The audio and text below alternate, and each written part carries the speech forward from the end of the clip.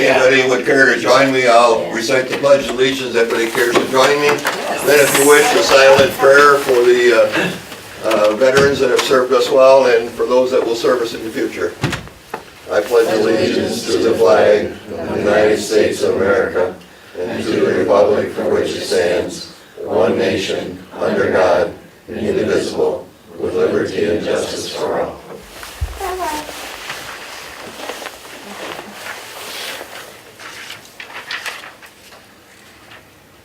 Thank you.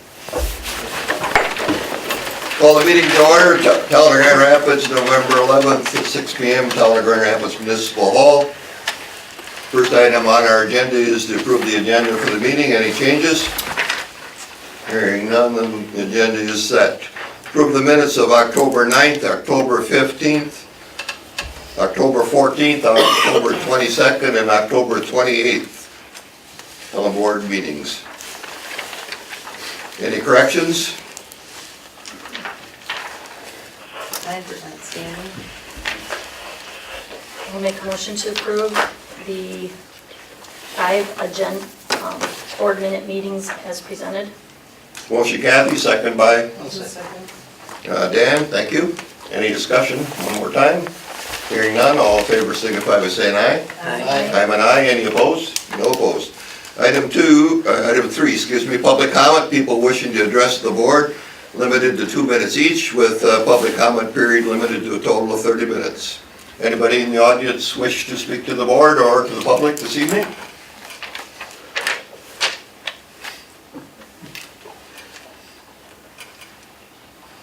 Hearing none, I'll call the public comment period closed, and we'll open up the monthly report part of the meeting, the fire department report. Chief Don Bone. Good evening, town board residents. Last month, a little bit slower month. We had 32 calls for service. Of the 32 calls, 20 of them were EMS first responder calls. We had 4 motor vehicle accidents that did occur throughout the area. 1 carbon monoxide check at a residence. 1 burning complaint. We get a lot of those, or not a lot of them, we get those occasionally when people are burning their leaves they aren't supposed to, so we get occasionally somebody calls in to have us check it out and see what's going on. 2 smoke investigations in residences where somebody had smelled something going on in their house and had us come and look, and neither one were anything significant. One was an electrical issue, and the other one I don't think we found anything. We did have 1 missing person call out in the town of Saratoga that we went on. It was a Project Lifesaver person that had wandered out of the house, but they were found quite quickly, so that we didn't have anything to do that evening. We did have 1 significant gas leak over off of Coon Avenue, construction activities over there where a 2-inch main was ruptured. Could have turned out real bad.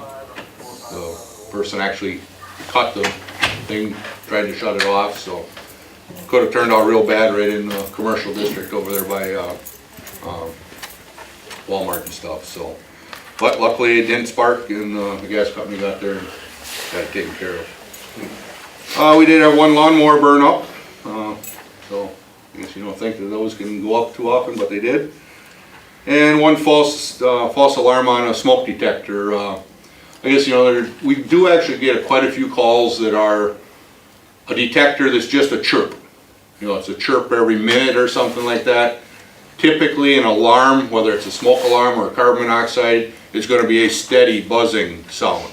And most frequently when we go to these calls, people just don't realize that. They hear that occasional chirp and they call, and we'll come out if we're called, but typically if you turn the detector and you read on the back, it has, information that tells you if it's 1 chirp every minute, it's typically a low battery. And smoke detectors, carbon monoxide detectors, they don't last forever, 4, 5, 6 years.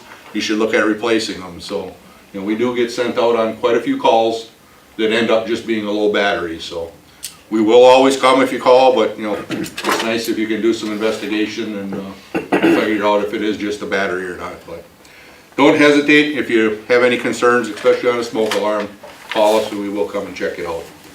But that was the extent of the calls for the year, or for the month. Training, we're finishing up our use of our house over on Eagle Road. We're tentatively scheduled for the 13th of December to burn that. We are working with the DNR. They're going to come and do an inspection, verify that nothing is in the house that isn't supposed to be and stuff like that. So we'll be finishing up some of our training activities there this month, and then hopefully the first part of December burning that structure down on a Saturday. EMS will be working with us that day quite heavily, doing the rehab and stuff for the firefighters. So it's going to be a very educational day for firemen, and probably going to have multiple departments come up. A lot of departments have younger people that haven't had that experience into the houses and stuff, so we're going to try to get as many departments involved in it and stuff, so their people can do that, because we don't get too many opportunities to burn these houses. So when we do get an opportunity, we'd like to share it with them. So, and that's about the extent of the training for the month, other than our normal business meetings and things of that nature. Any questions of the chief on the fire? Yep. Yeah. Oh, Go ahead. what time? So I know when to be there. Oh, I guess we're gonna probably get started around 8 o'clock. Morning? Yeah. Well, I mean, we have a lot of training. We're gonna go in, we'll light the building up and put it out 5, 6, 10 times, whatever, however many opportunities. By the time, we typically try to get it lit and let it go by noon or so. So by the end of the afternoon, it's burnt down. So Oh, I want to make sure I have enough marshmallows, that's all. we'll have people there to eat them. Okay. Hot dogs will be good too. I can't eat hot dogs. We can. William, you had a question? Yeah, I noticed on Saturday, I know that's for this month's report, but the Chippewa squad was in here, truck, Chippewa Fire District. It'd be Scott Burnett if it, Oh, I don't know if Scott was in town or something. oh, I wasn't. saw it on 64th Street. Oh, yeah, he's here quite often on weekends to see his parents. I wasn't in the area, so I couldn't attest to if it was or wasn't. So. Any other questions?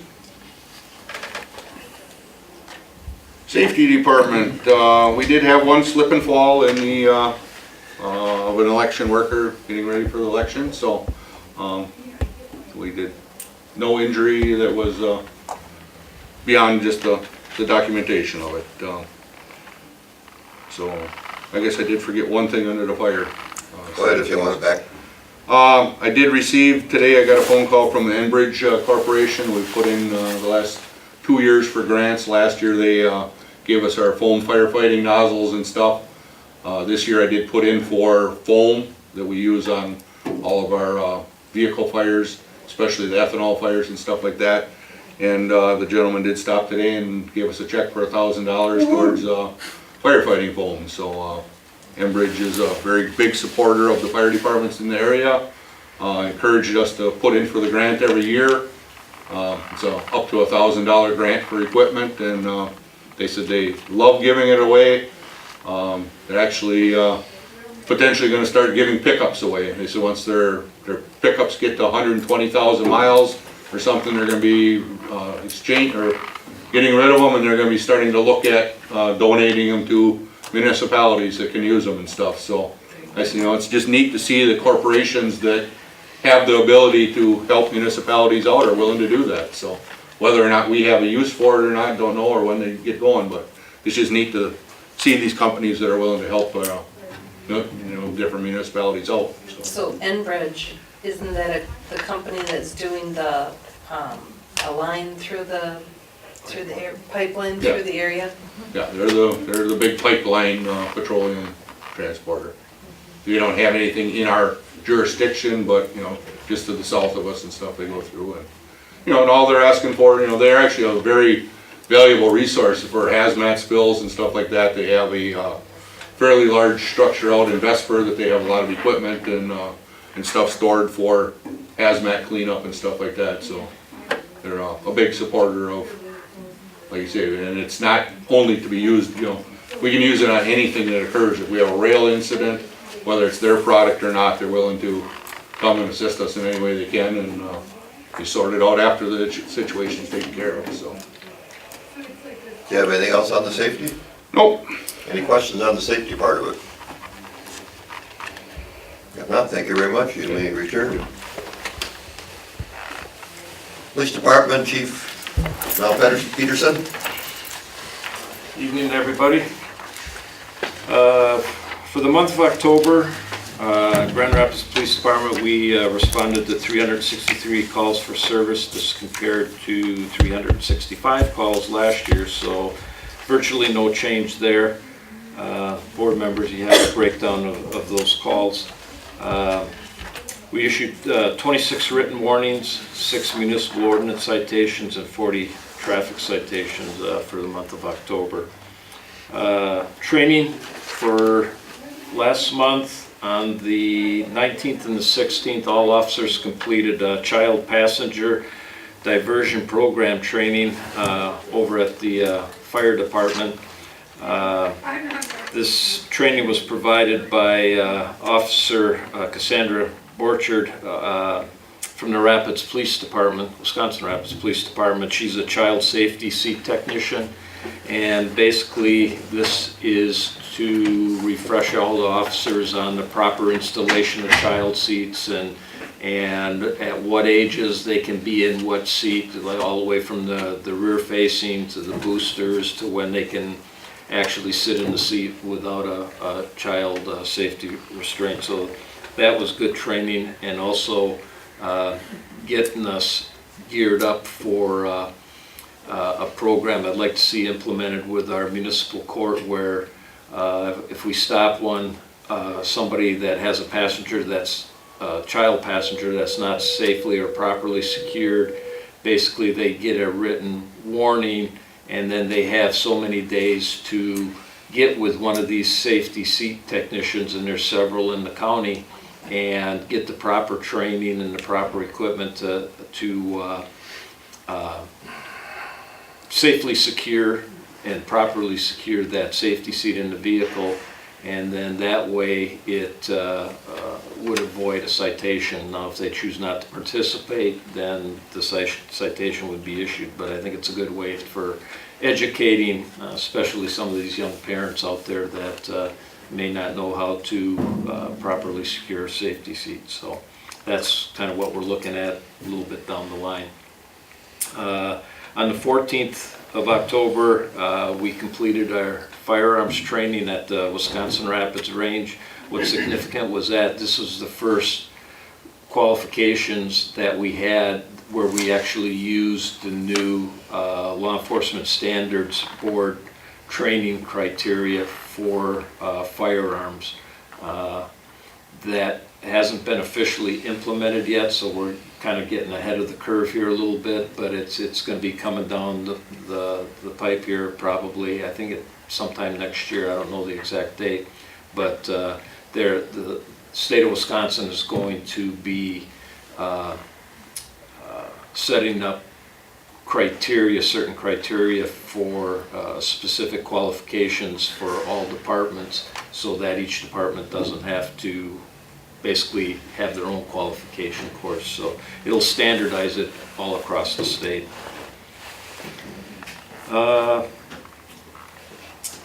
Myself, Jewel Neineman, and John Gethers attended the TRAX 10 user conference down in the Dells. This was a one-day training conference for TRAX 10, which is the program that is in our laptops for issuing citations and warnings and ordinance citations. And it was very informative, especially for me being kind of new to it yet, but it covered new features, tips and tricks for users. We had our IT there, Mr. Gethers, because they also had a segment for best practices for IT. That way the IT people can talk their language and help eliminate or at least reduce the number of technical glitches that we sometimes have in the system. So the other interesting thing is they're having a real big update that's coming out here. Well, actually it's been sent out. It's just a matter of us now installing it. So we'll see how that transition goes. The last one didn't go real smooth, so Hopefully, this one will go a lot smoother. Finally, we participated in the Mass Clinic functional exercise on October 17th with the Wood County Health Department. It was a functional exercise where it tested kind of all the county resources with dealing with events that would require a mass response, basically countywide, and got all of us working together. It included county health officials, hospitals, clinics, first responders, law enforcement, and we had a site at Mid-State, so our primary focus was on the Mid-State site, and then they also had one set up in Marshfield. So it went very well, and I think we learned a lot, and we saw our shortcomings, and we also saw our strong points, so it went real well. And then finally, we participated in a Wood County hoarding group at the Wood County Health Department. This is a new committee or board or whatever you want to call it that is looking at the issues that we're having with hoarding throughout the county. We've had some instances here in the town dealing with that, and I think it's kind of a consensus that right now it's not, there's no set way or uniform way of how we can deal with it. So by putting together this committee or this board, we'll hopefully come up with some ideas and ways that we can, when we do come across it, that we can properly address it, and so that everybody is kind of on the same page and knows where we can go or where that person can go for help. Vehicles are doing fine outside of normal maintenance, minor repairs, and that's all I have. Any questions? Any questions? Mr. Chairman? Yeah. I don't have a question, I just want to comment that the Mass Clinic functional exercise that the chief referred to in October 17th, that both he and the fire chief had attended that. They were in the fire chief was in our EOC and the police chief was in our area command, and I did receive lots of positive feedback about your involvement and your participation with that, and so I just want to thank both of you as well for being involved that way. Yeah, it was a fun exercise. Go ahead, Dan. On the calls of service, what's walking the beat? Walking the beat, that is pretty much getting out of the squad car and walking the beat, whatever. Checking doors. Okay. You know, we don't have any like downtown section where we can walk it, but when officers get out and go in and visit Bud's Corner Mart or go down to the store or something, and get out there and just spend a few minutes with the clerks or the owner or the manager or whatever, you know, it's just kind of person-to-person contact. That's nice. Chief, I think you were out on Halloween night Yes, about the town. yes. What was your assessment of the children and the parents? Well, not until later in the morning, we found out we had several mailboxes that were taken out. But during the actual trick-or-treating time frame, a lot of kids were out, a lot of parents were out.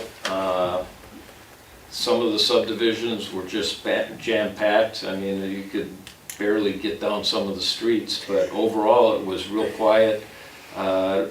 During that time frame, I don't think we had a single call for service.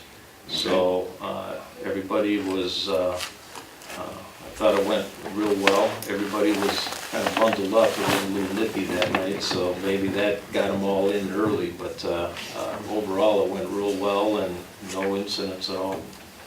Good, thank you. Ron? I'm wondering how this intersection down here with the flashing stop sign is doing.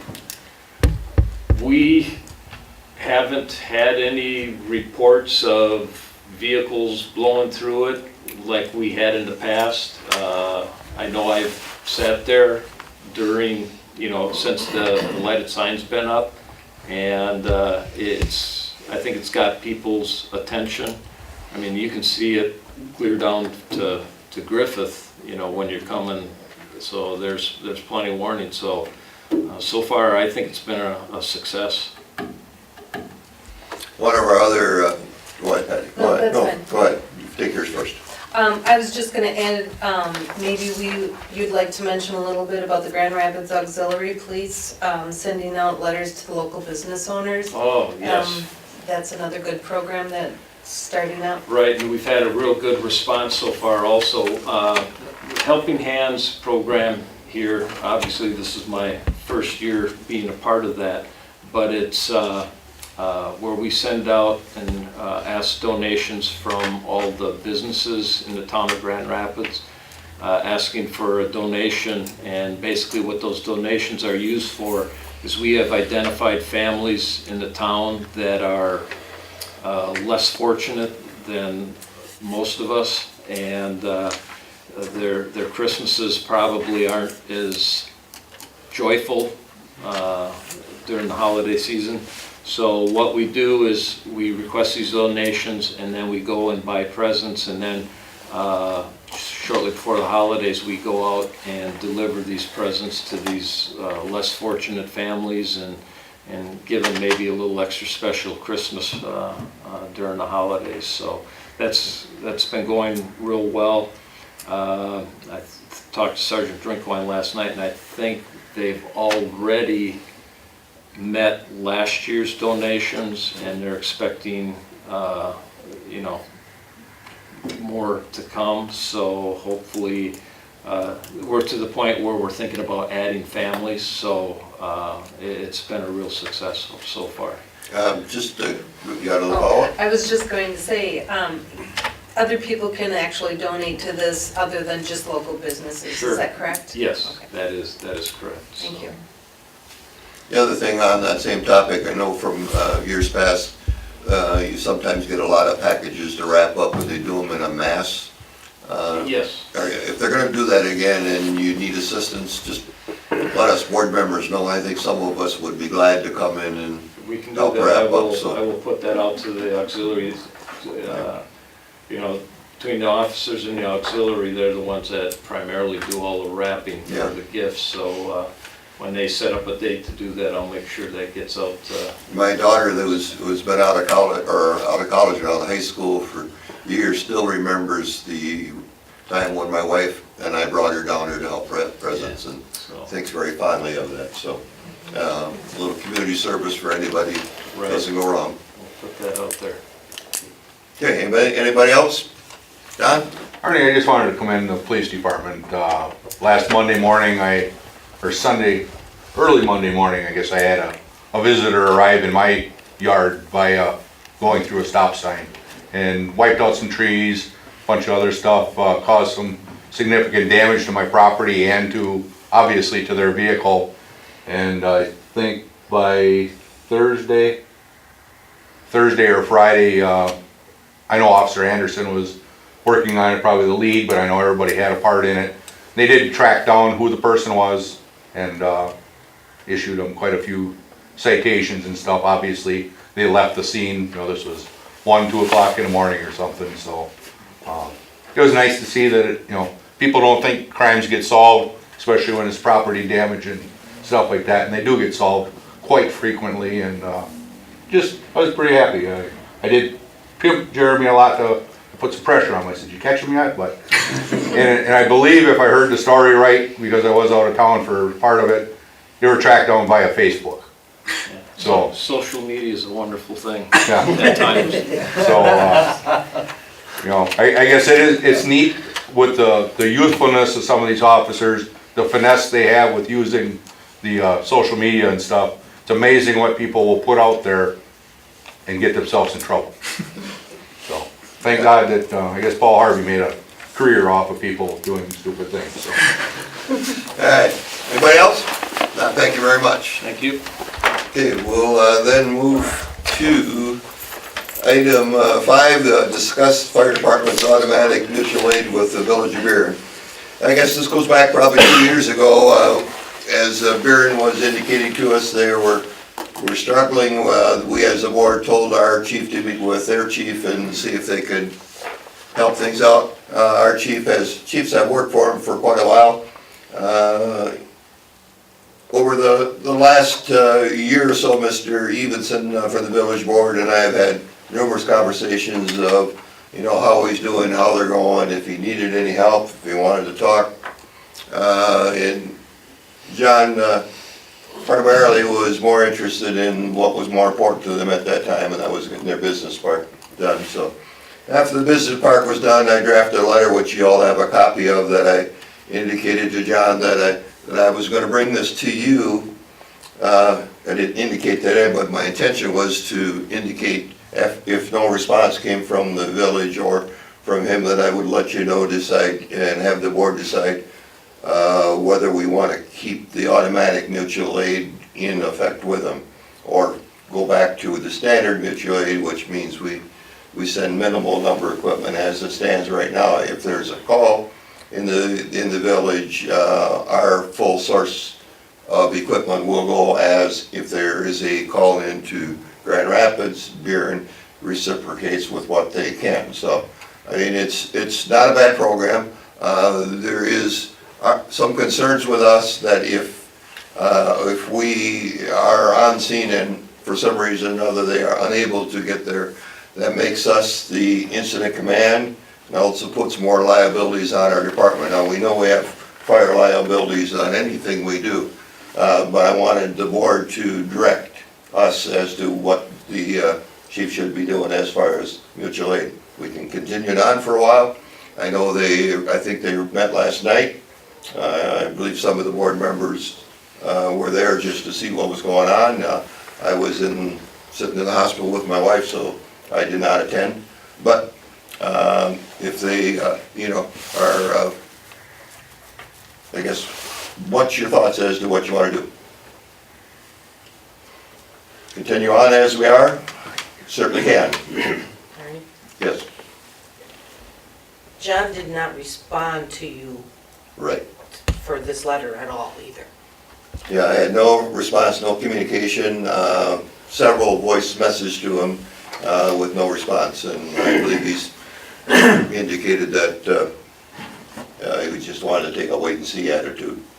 So that's the reason why the letter and why I'm bringing it to you now is for you to tell our fire department what you want to do.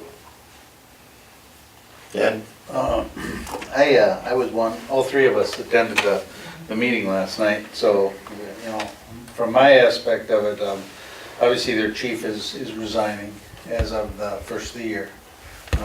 There's no indications, or they pretty much left it up to the fire department to see if someone would step forward and they would get a recommendation from the fire department for a new chief.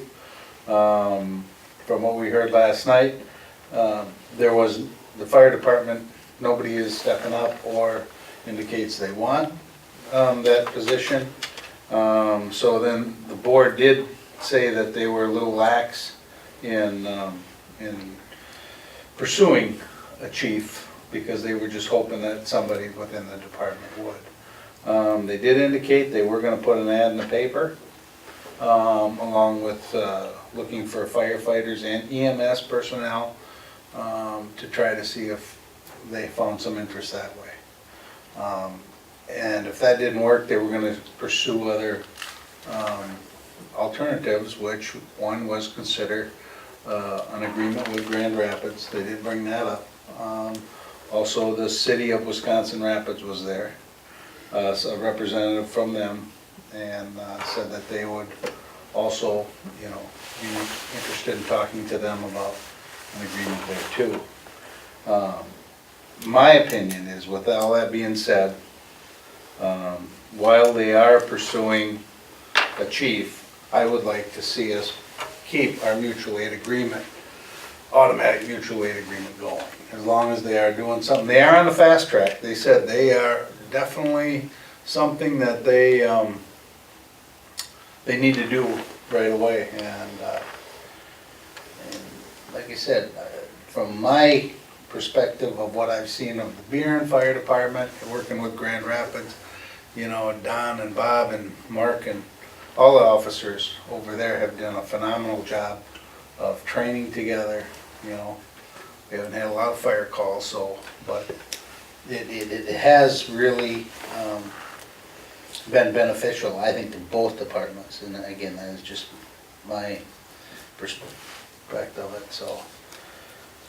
I would like to see it going until, we hear from them, you know. He did mention your letter last night, to their board, and that, and they did discuss it, somewhat.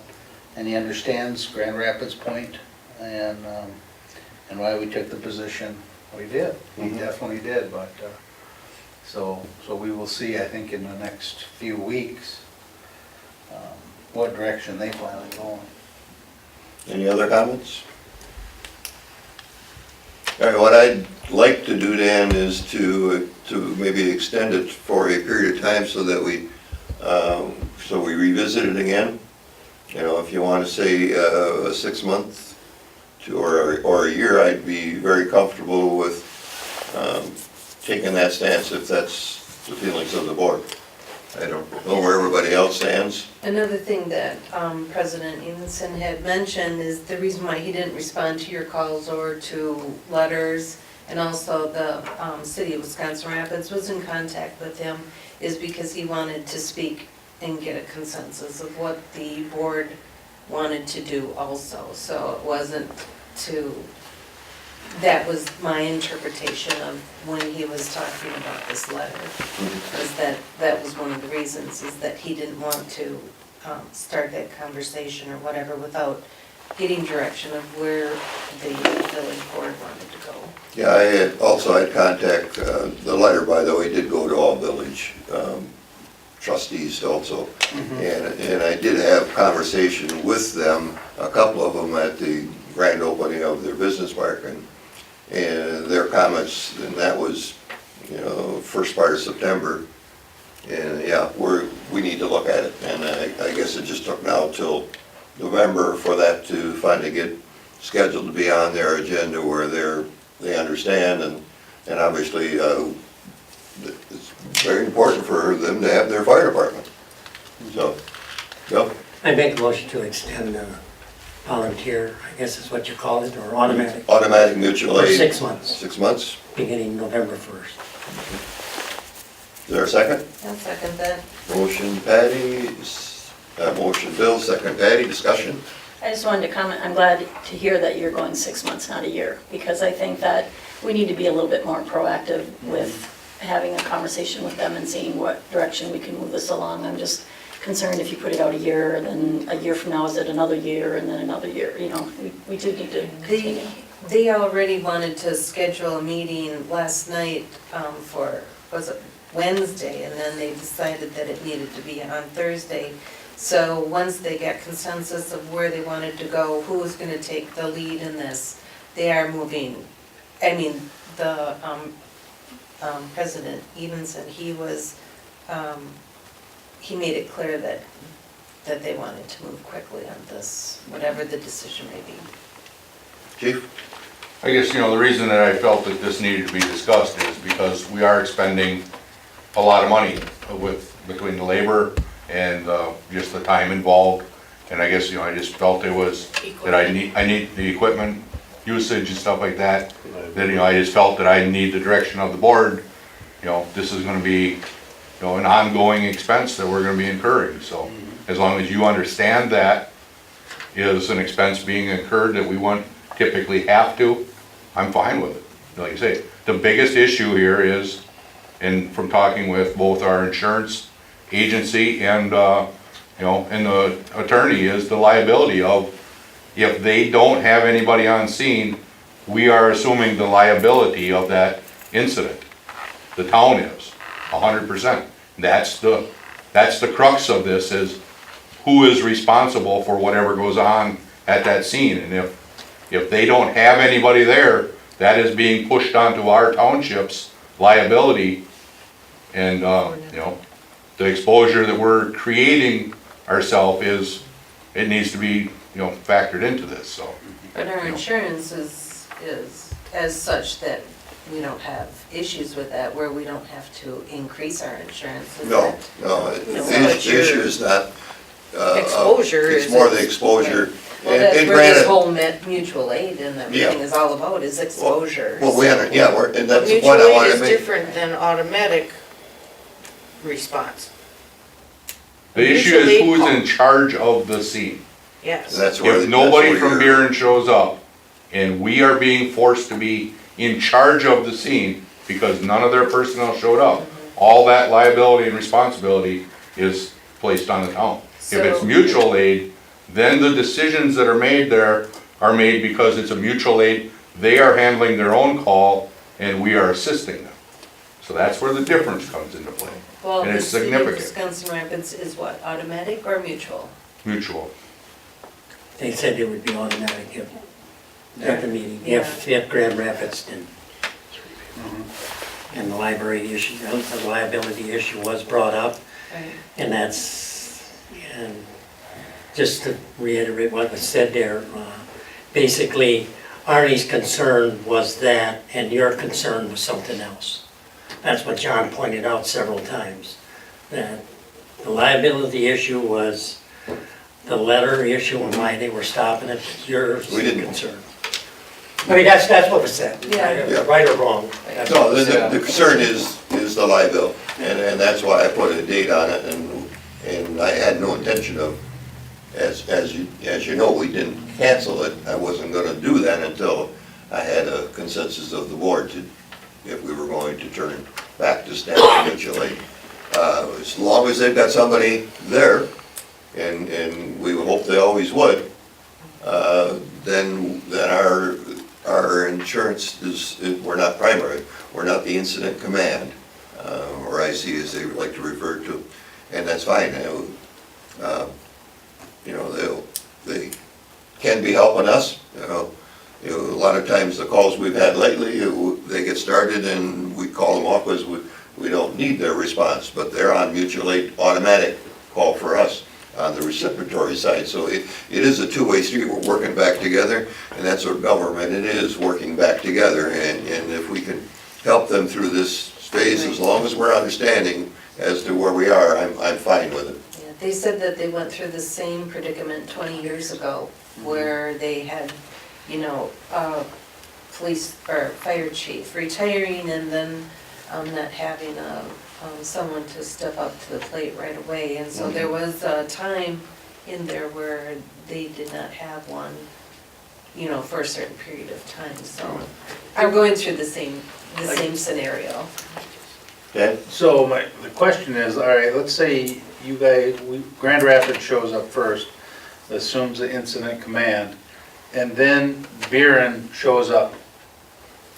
Then they are automatically, Yep. okay, all right. If it's a firefighter that's 6 months on the job, he is As now, long as he there's is some- now in charge of that As long scene. as one of their personnel show up, then the liability would be, Buren would be primary, we would be secondary or whatever.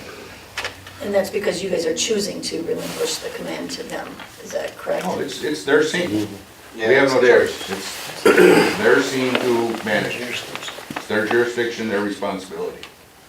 You know, like you say, it's more the fiscal end of this, you know, like you say, we're expending a lot of money on labor and stuff, and if the board's good with that, I'm fine with it. You know, like you said, we all like to go to fires. It's just, we're expending tax money to go on every call that we get called into Buren, that, we're going there every time now, and we won't typically go unless it's a major event. And, but we're because it's automatic aid, we're being paged for every call, whether, and if we get paged, we get, the compensation comes out. So, it can cost us $200-300 depending upon the number of people showing up. And, if you're good with it, I'm good with it. I just want it brought to the board's attention so they know the expenditure is out there. And if you're willing to continue it, How many calls do they typically have in a year, or a month? Sorry. That's what I was gonna ask Hard to that. say. the Buren has, Yeah, they're probably gonna average 25 to 30 calls a year. Bob? The only thing the board, just to point out, that the biggest hot potato in Buren is the mill. If you take the mill out of the Buren equation, it's a quiet little village. But we had a fire up at the mill 2-3 months ago, and Grand Rapids units were far well into that mill before Buren got an engine on scene. So that is our big point of contention with with the situation is that even if they have somebody show up, if, you know, we're already far committed into what's going on, we've incurred a lot of liability before we're even able to transfer the liability. So that's all I was gonna say. Kathy? Just a question or a thought, I don't know if this is foolish or not, I'll put it out there, but if it ends up costing as much, because we are paging all our fire department members, correct? Would it make sense to have like a smaller subcommittee of who, I mean, is there even a way to do that, to page only this select group? Like, okay, With work No. schedules and. okay. I mean, you know, it's 52, 55 on the roster, whatever, and typically 25 on an average. Well, maybe not on that on the average, it's probably more like 15 on an average Sure. call that are able to come depending on the day, the weekend or whatever. You know, it's just the types of things, so. Any other discussion on it? One question, as far as the beer and mill, is that an automatic page for beer in Grand Rapids and Rapids, automatic when it's a call at? If it comes in as a confirmed fire at the beer and mill, doesn't matter what kind of fire, if it comes in, and if dispatch works the way it's supposed to, all three agencies should be dispatched automatically. Okay. We will be coming with, you know, our resources.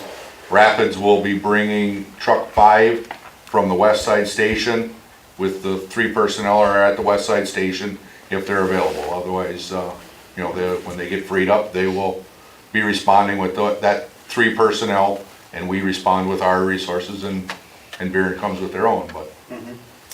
Okay. All right, any other questions? Hearing none, all in favor of the motion of the extension of 6 months' time, signify by saying aye. Aye. I'm an aye, any opposed? All right, we're gonna give them, we'll actually draft a letter to them, Don, and indicate to them that we're gonna continue on doing the mutual aid for 6 months and encourage them to, but wishing them good luck on finding a chief and getting more active. All right, October disbursement vouchers, any questions on them as you cruise through them? Any rentals, bill, or rental flashes or questions?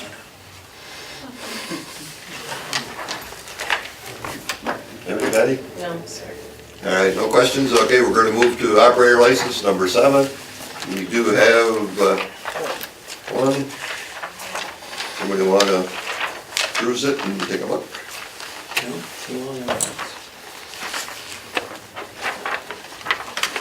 Nobody wants to make a motion because we cannot pronounce this person's last name. I'll make a motion to approve the 1-year operator license for Melissa Miranchik at J.R. Capone's.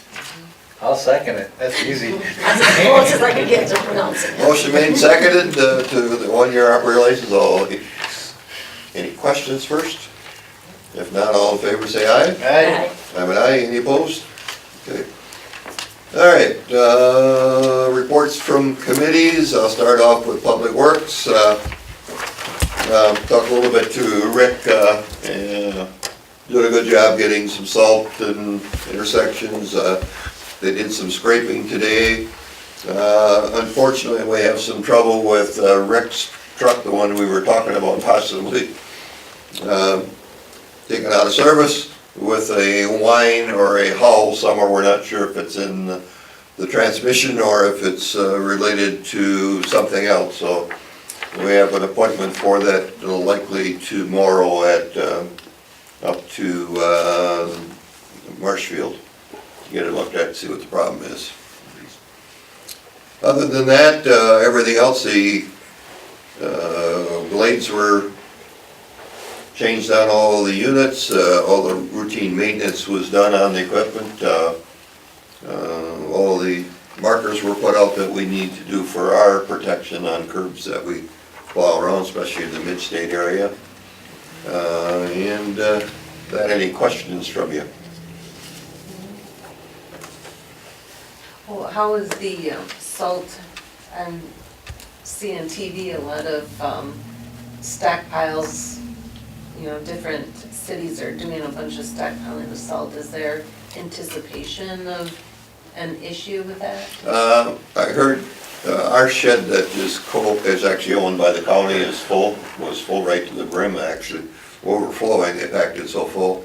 I understand they have enough to go quite a ways, and the per ton price on reorders was significantly higher than current ones, so you may see if it's a good winter, we won't need to get into it.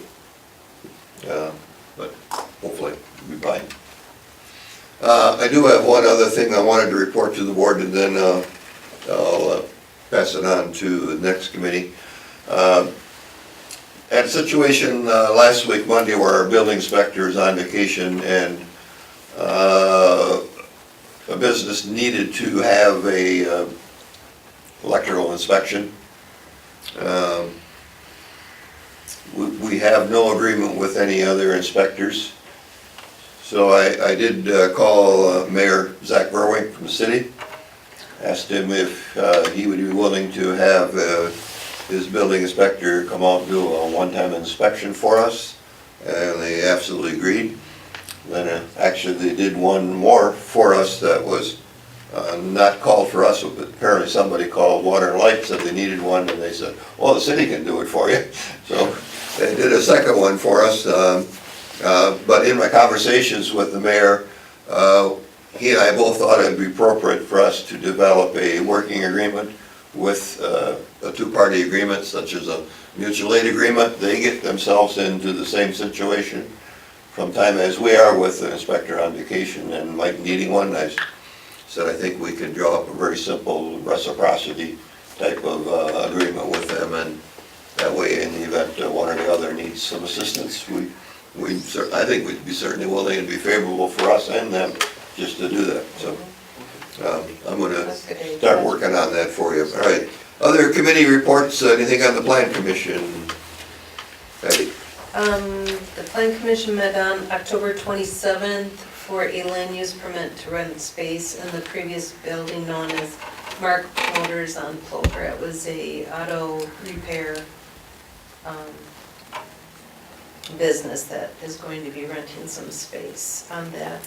And also, I thought it was interesting, I asked Larry to run off the amount of permits that were issued from January 1 to October 29th.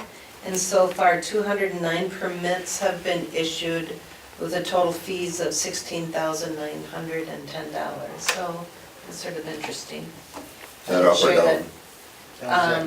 That I don't know, I need to take a look at that and see, but that's another figure I'd like to get going and maybe continue with those numbers so we know what's happening as far as the permits go. Okay. I have one quick question on your meeting that you talked about in Monday, that October meeting, that was the only item on the agenda. Is that something that could have waited till the first meeting of this month, or is it? Well, one of the things that we always like to do is to, if somebody comes in with a request, try to get the request for that person so that they can start the business, so there wouldn't be anything hindering them from moving forward. During our Plan Commission, we ask questions such as, has your building been inspected for fire or extinguishers or exit signs and things like that? And so if we would hesitate and happen to find out something through our discussion at the Plan Commission, that might slow them up somewhat. So we try to make sure that we, even if it's one agenda item, to try to help keep things moving. I mean, I understand that, and it's good, and we want to do that, but we Right. also, it's like a seven-member board, it's a very expensive meeting. Yes. But I'm not saying if you needed that so that their business could start, that makes sense. Right. If you needed that, but their business wasn't starting for several weeks, that's an entirely different thing, and I didn't know what the situation was because I wasn't at the meeting. I believe that Larry does do that type of questioning prior to setting it up. And I know in the past they have try to commingle more, if somebody can wait a little bit longer. And like during the summer too, time is of the essence if you need to do building or something like that. So we do take a look at that, but thanks for asking. Any comment? Dan? Can they issue a temporary permit pending the approval from the committee? No? I don't think so. I don't think Leave we that have, to I'm me. not sure that we have I that. don't think you could legally do that. Legal. Yeah, you know what it is. Anything else, Patty? No, that's it for the planning commission. Okay, public safety? No public safety committee meeting, and it's not listed here as a committee, and it's fine because there's nothing to report, but that strategic planning ad hoc implementation committee. I'm still working with the fire department officers and trying to fine tune what the goals and strategies would be of their strategic plan. And then I'm hoping that within the next month, that we would have something that we can bring back to the ad hoc implementation committee meeting, and then eventually to bring back to the full town and the board. Okay, any questions, public safety? Airport Commission, Bill? We met last, 2 weeks ago, on the encroachment in the town of Grand Rapids, and we met with the BOA, Bureau of Aeronautics, and discussed it with them. And they in turn sent us a letter, and I believe, I don't know if the Airport Commission sent the town a letter or anything. No, I haven't seen anything. Oh, and we're having a meeting this coming Thursday. There's nothing in my tray, so I don't see anything. Okay. Anything else? No, that's it. Questions on the Airport Commission? You accepted the budget, did you? Yes, we did. Okay. Decision, did you make any decision on where you're gonna harbor equipment, or is that coming up? Storage? That's coming up at our next meeting Okay, in a building or what we're going to do with it. okay. Nothing else? Any other questions? Then public buildings, Patty, back to you. We did not meet. Okay. Economic development, Dan? No, nothing at this time. Any questions for those? May I just say on economic development? Yep. I attended the economic development committee in the town of Clover. They had, that it was a very long meeting. The town of Clover thought that they wanted economic development. And there was quite a few people there, and the heart of Wisconsin was even there, so. I don't know where it's going from there, but they want to have an economic development committee in the town of Clover, which is, Okay. Just down the road a little bit, huh? Recycling solid waste? Bill? well, we're working on a contract with Advanced Disposal, and we'll probably be talking about that later on tonight. Questions? Legislative committee did not meet, we'll schedule one in the not too distant future. And then personnel committee, I don't believe that met either, did it? No. All right.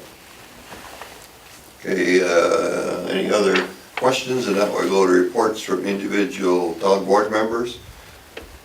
Kathy? Nothing to report. I want to thank the clerk again for another well-run election. Very good turnout. We had about 77% turnout.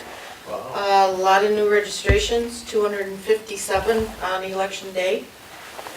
So we got a lot of people moving around or moving in and out or changing names or something.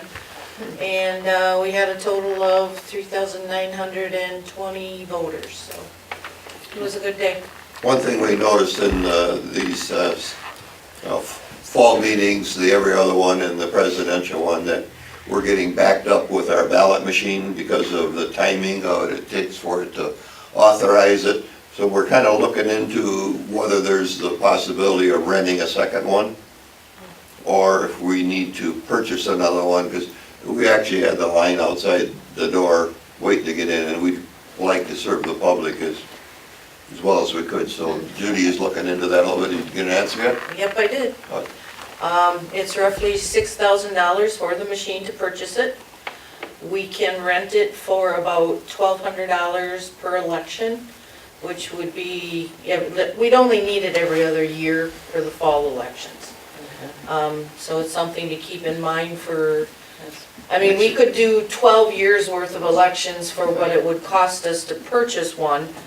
And who knows what's gonna change on them throughout the years or what, new technologies or something's gonna come up. So it's definitely something to think about for the presidential in 2016 to be able to have the second machine, because that was our holdup.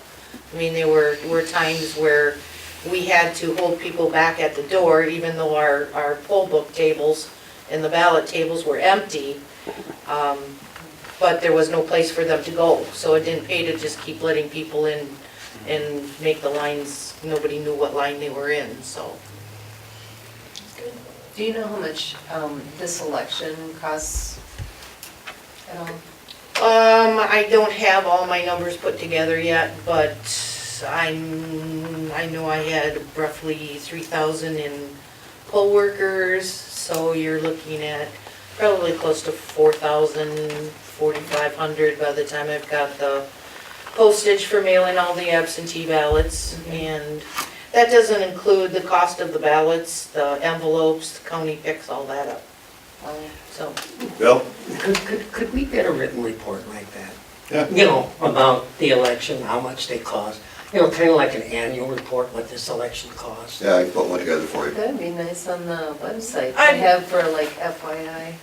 I've got to send the stuff into the state, so I can print it out when we, That'd be cool. You know, number of absentee ballots and all that stuff. 638. 638 early voters. So when was the 634 counted and 4 that did not return ballots. So when somebody came in here and said they were 896 number of voter, when do those absentee ballots get fed in? Whenever obviously there wasn't much of a chance to do that. We mark the ballots, the absentee ballots in the books and assign numbers to them on Monday. We're allowed to do that. We assign the numbers and the ballots are kept In the envelope, sealed yeah. in the envelopes until election day. The county has a spare machine, and they were terrific on the last couple of big elections that we've had of allowing us to use their spare machine to feed the absentee ballots. So the 632 ballots that have to be opened and a person more or less hand walking them and feeding them into the machine was done on the county's machine, which saved us a lot of time, because otherwise those ballots, those people, my poll workers would have to go to the back of the line and get to the back of the line with every one of those And that ballots. spare machine is not for rent. It's just in case somebody's voting In machine case breaks somebody's down. breaks down, correct. And one did. Yes, And and one city did. had to come and get it. Yeah. Um, But we But had- like I said, she loans it to us under the understanding that if They need it. somebody's breaks down, she is coming to get it, or we will get it back to her right then. So luckily, we were able to get our ballots all processed before the other person's machine broke down. Was there anybody disgruntled saying, I'm not waiting in these lines? No, and I really don't think anybody had more than, probably, I would say at the worst, it was a half-hour wait from walking and getting in line and being done and out the door. The only issue we have is the weather was okay, but if we had a rainy day, it'd been not very good for Right. somebody to be standing outside. And our Right. parking issue gets very touchy when we Yeah. can't move the people In through and out. fast enough, you know? I've got an idea for the next time, and of course, who knows, I'll be on the board, but we'll use some spare lighting from the fire department, some auxiliary lighting to light that parking lot up back there a little better so people can see. Bill, what have you got tonight? Oh, you're going to, yes, the Wisconsin Towns Association went to that, and I believe Patty had given the chief about certification type of thing, and we discussed it with him, and I don't know where it's gonna go, but it's pretty neat, it's very expensive, but we just wanted him to look at that. But a lot of good things, one of the main topics was, I don't know if you know Keith Langton, he used to be the county board chair for Marathon County, and Senator Petrowski called me out and Keith out and asked about fire protection and fire districts and metro fire districts. And we're going to meet with him probably the 1st of December on this. Who's He going to wants meet it- with him? Keith Langton and myself. He was at the, he was the legislator of the year for the Towns Association, the senator was. And Keith is with the Counties Association and the Towns Association. And there's a bill gonna go through, and he wants our input on it. So What's that about? it's on metro fires. It's what it is fire departments within 3 miles of each other and what to do about that. Okay. So, Anything else? no, that'd be it. Dan? I'd just like to commend you, Arnie, for starting the meeting with the Pledge of Allegiance I and do. moment That was of, awesome. moment of silence. I think we'll really- continue that. Right, That'd be good. definitely. Okay. Patty? I know you were at the meetings too, I believe, right? Yeah, and I was gonna mention about that, and Kathy, I put in your in basket from that meeting on the interviews, and I can't remember all the information, but it was Oh, more you on the put that in personal. mine? I Yeah. thought that was what I gave to Arnie, because it was the exact same thing I attended for another training session. It was the exact duplicate, and I thought, See, oh, maybe like somebody we gave got this back like to mine. me. Oh, Yeah. thank you, Yeah. but it's the same thing, it's Oh, nice to know that good, they were okay, talking then about you it did there. have that information, Thank you. so I grabbed an extra Already gave packet that back for to you. me. Yeah, All okay. right, I have nothing else to bring to the board. At that point in time, we'll move to establish next agenda. Does anybody have anything specifically they want me to consider to add to the agenda, or not, we'll just truck along? Next month will be our 2.5-page agenda. Yeah, we have a lot of stuff to do next month. If not, we'll move to item 11.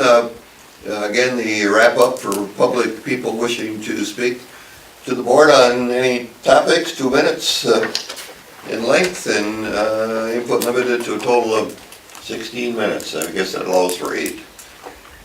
Anybody out there got anything you want to wrap up with? Otherwise, if not, we'll move into item 12, is to go into closed session pursuant to stats 19.85, print 1, print E, whenever competitive or bargaining reasons require a closed session for the purpose of finalizing the town board's position on various terms of the proposed solid waste and recycling contract with Advanced Disposal. Anybody wish to make that motion? I'll make the motion. Motion Dan, second Patty, roll call vote, Bill, Aye. Dan, Aye. Patty, Aye. Kathy, Aye. Arnie and I, we are in closed session. I thank you very much for attending.